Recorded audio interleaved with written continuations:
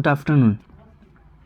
तो आज आपका जो सेकंड शिफ्ट का जो एग्ज़ाम था एसएससी एमटीएस का जो 2 मई का समाप्त हो चुका है। तो आज की इस वीडियो में हम देखेंगे जो कि क्वेश्चन मैंने जो इंग्लिश में इसे कन्वर्ट कर दिया है। तो इंग्लिश में ही देखेंगे कि कौन कौन से क्वेश्चन जीके जीएस के आए थे। लगभग सभी प्रश्न मिल गए हैं, एक दो प्रश्न नहीं मिल पाए हैं। तो एक दो प्रश्न जो है रात तक पीडीएफ में शामिल करके आपको पीडीएफ भेज दिया जाएगा टेलीग्राम चैनल पर, तो ज्वाइन हो जाइएगा। तो जो आपका जो एसएससी एमटीएस का जो एग्ज़ाम हो रहा है वो आपका 2 पार्ट्स में हो रहा है। जो आपका फर्स्ट पार्ट्स में है, आपका जो फर्स्ट पार्ट में है आपका मैथ और रीजनिंग पूछा जा रहा है, और जो सेकंड पार्ट में है आपका जीके जीएस और इंग्लिश पूछा जा रहा है, जो कि इस बार नए पैटर्न से आपका एसएससी एग्ज़ाम ले रहा है। तो चलिए शुरू करते हैं सेकंड शिफ्ट के क्वेश्चन को डिस्कस करते हैं। कौन कौन से क्वेश्चन आए थे। आपका जो क्वेश्चन आया था, who was the founder of Swaraj party, तो इसका जो आपका राइट आंसर हो जाएगा Motilal Nehru. Motilal Nehru was the founder of Swaraj Party along with Chittaranjan Das. It was set up a self-government in late 1922, early 1923. At the time of establishment, the primary goal was to contest election for the new Central Legislative Assembly in 1923. Members believed that once elected, they could disrupt official policy and derail the British government in India. In 1923, the Swarajists won more than 40 seats in the Central Legislative Assembly, but these numbers are not enough to obstruct the legislation being passed in the government. आपका जो अगला प्रश्न आया था कि what is the full form of FRBM। ये प्रश्न नहीं आया था, आपका जो प्रश्न आया था कि FRBM में F जो है आपका क्या इंडिकेट करता है, मतलब F के फुल फॉर्म में F का क्या मतलब होता है। तो आपका जो F का मतलब होता है the fiscal responsibility and budget management. तो आपका राइट आंसर हो जाएगा the fiscals. FRBM act came into force in 2003।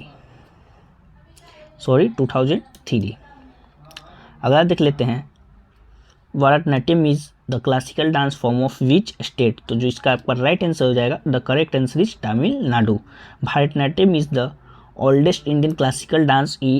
It originated hundreds of years ago in the state of Tamil Nadu. This dance form expresses the religious themes and spiritual idea of South India. Bharatanatyam is described in the ancient Tamil epic Silapatikaram. अगला जो आपका question आया था, who is the author of the book wings of fire. तो जो आपका इसका correct answer हो जाएगा the correct answer is Abdul Kalam.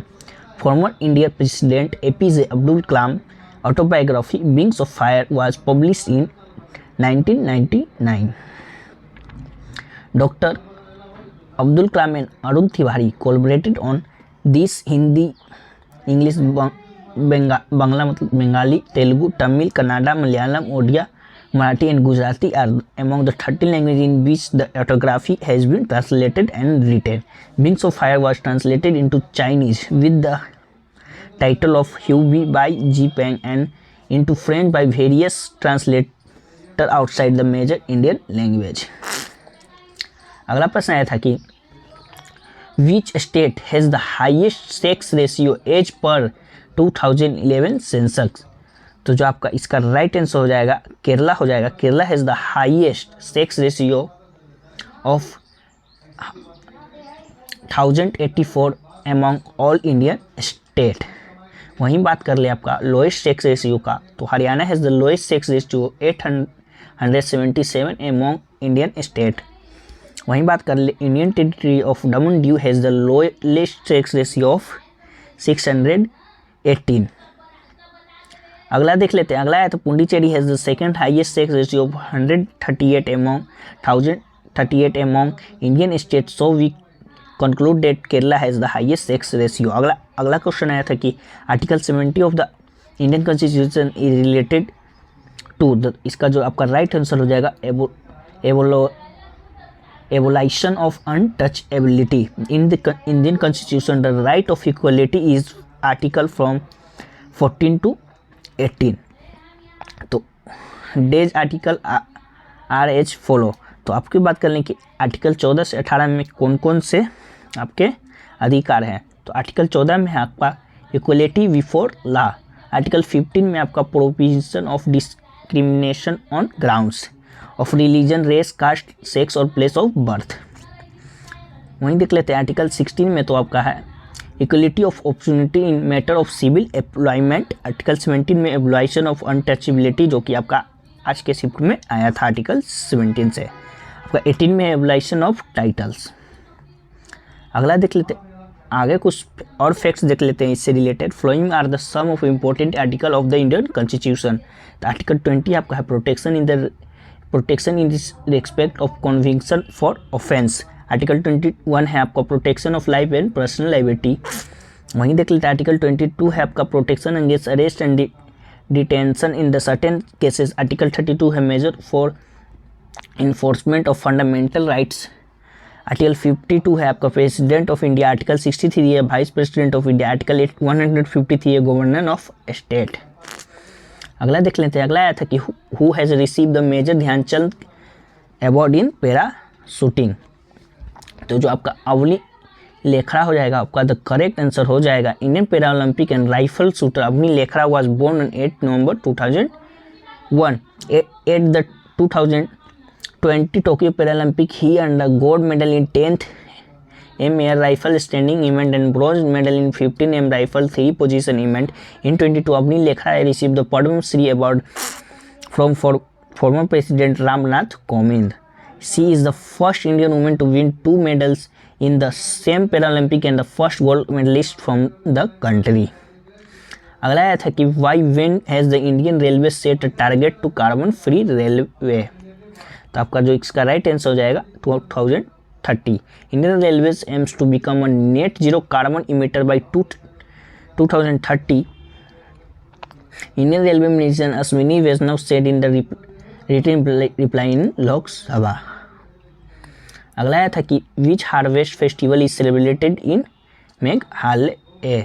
तो Wangala festival in the Thanksgiving harvest festival celebrated by the Garo tribe in Meghalaya. The festival is held in honor of Seljong, the sun god of fertility.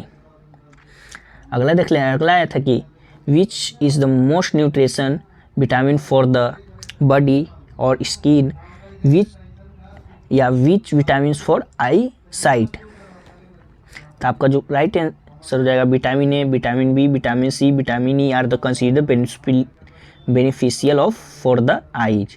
तो जो आपका answer हो जाएगा, इसका जो answer आपका option के अनुसार हो जाएगा, तो ऑप्शन में जो भी होगा आपका राइट आंसर हो जाएगा।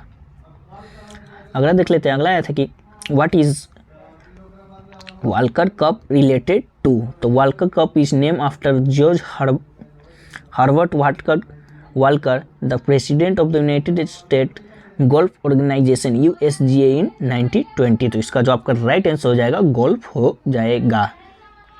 अगला है कि who was given the Padma Vibhushan इन कुचिपुड़ी इन 1958।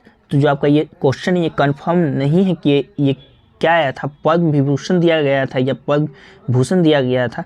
तो आप एग्ज़ाम देकर आ रहे हैं तो कमेंट करके हमें बताएं कि क्या क्वेश्चन आया था।